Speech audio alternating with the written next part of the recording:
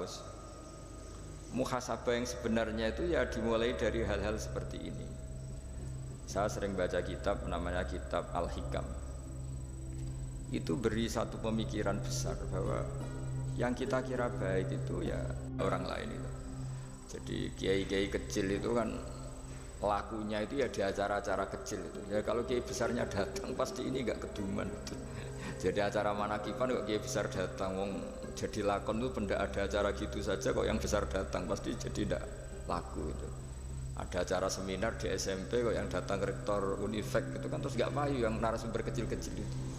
Jadi dibalik datang yang niatnya merakyat justru menutup atau memahjubkan orang-orang yang harusnya jadi aktor di situ.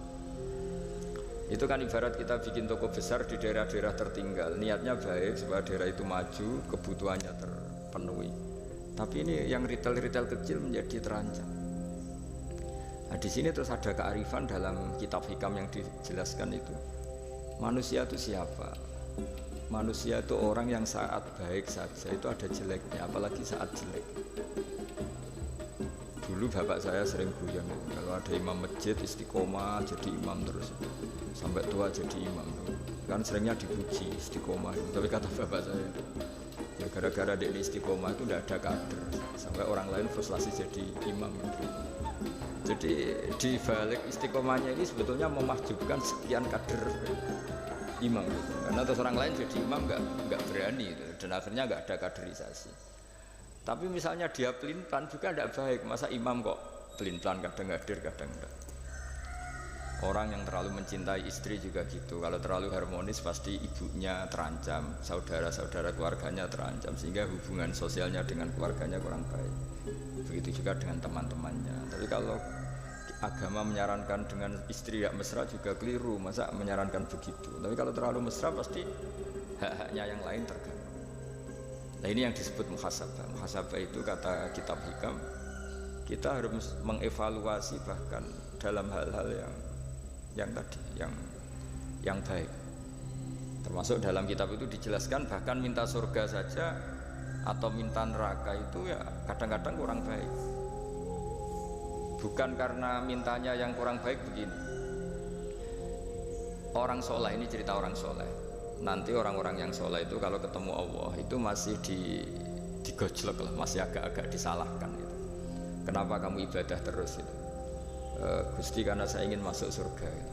Yang satu ditanya, kenapa kamu ibadah serius? Karena saya takut masuk neraka gitu.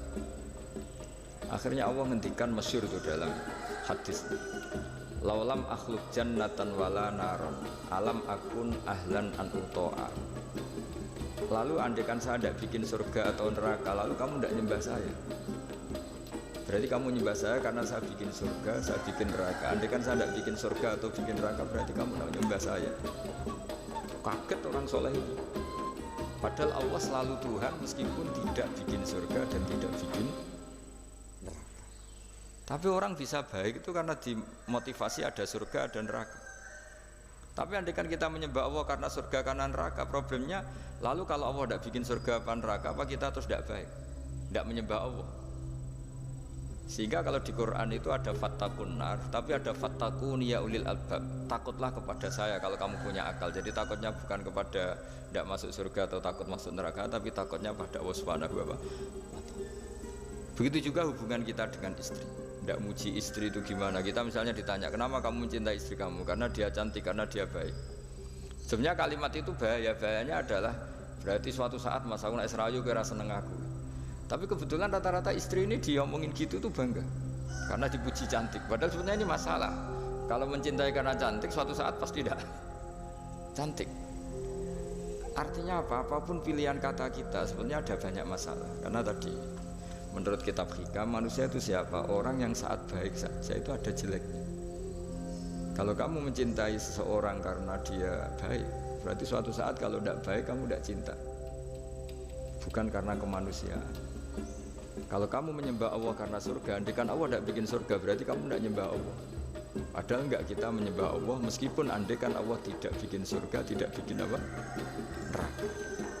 Nah, evaluasi seperti ini itu dibutuhkan muhasabah, karena kita bernegara sampai sebaik ini itu barokahnya ilmu, barokahnya tawadhu. Tawadhu itu tidak pernah menvonis bahwa kelompok lain atau orang lain itu lebih baik ketimbang kita. Saya punya contoh, saya punya santri banyaklah cerita-cerita seperti ini yang tidak pati alim itu.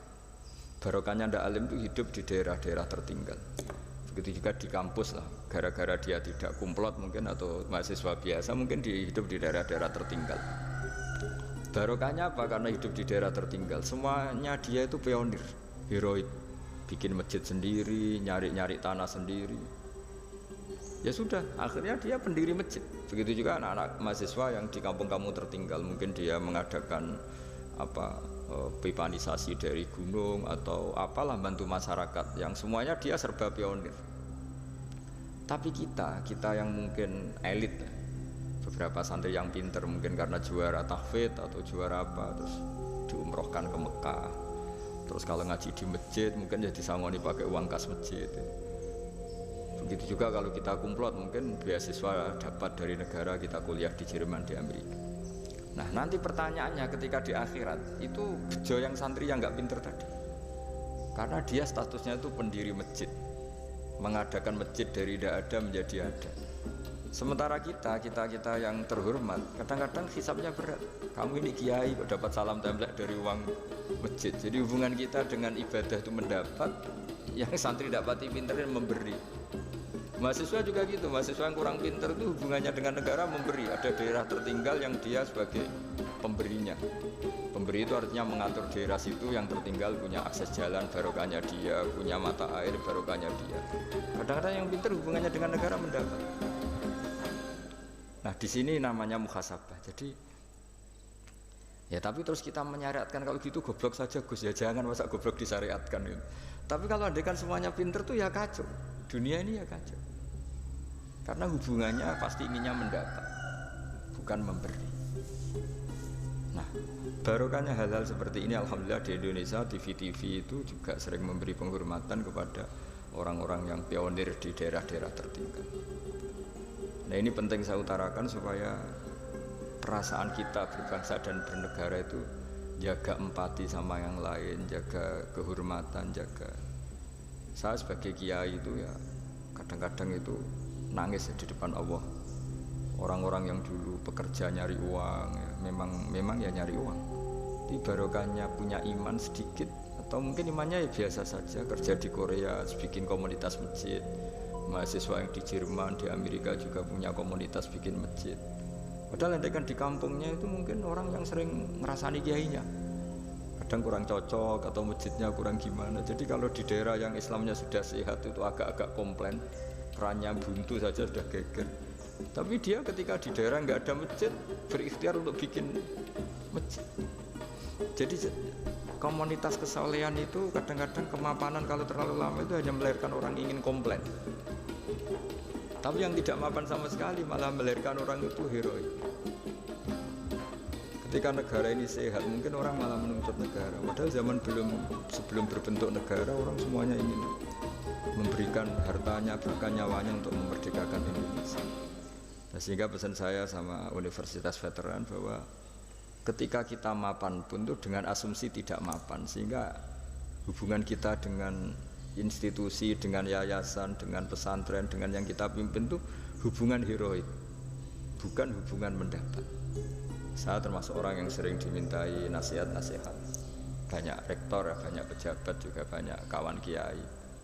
Saya itu terobati itu yaitu semuanya kita termasuk setelah mapan itu usahakan hubungan itu hubungan heroik, sehingga inginnya memberi. Nah, di sini disebut wa mimma razaqnahum yunfikun. Orang baik itu siapa? Orang yang hubungannya itu ingin memberi, bukan ingin mendapat. Sehingga Rasulullah berkali-kali ngendikan al-yadul ulya khairum minal yadis sufla. Di mana-mana itu tangan memberi lebih baik dibanding tangan meminta. Nah, sekarang kenapa banyak problem di beberapa negara? Karena ketika orang terus pinter atau pinter lah, saya tidak perlu nyebut terjadi apa, hubungannya itu kalau sudah pinter jadi dosen elit harus dapat berapa, kalau kiai elit harus dapat berapa. Itu kalau semuanya ingin mendapat, ini negara bisa pusing. Yang guru besar ingin dapat banyak karena guru besar, kiai besar karena kiai besar. Yang miskin juga ingin mendapat karena miskinnya. Nah kalau semua orang yang pinter, yang bodoh, setengah pinter, setengah bodoh hubungannya dengan negara ingin mendapat, ini negara bisa keteter. Tapi kalau hubungannya ingin memberi,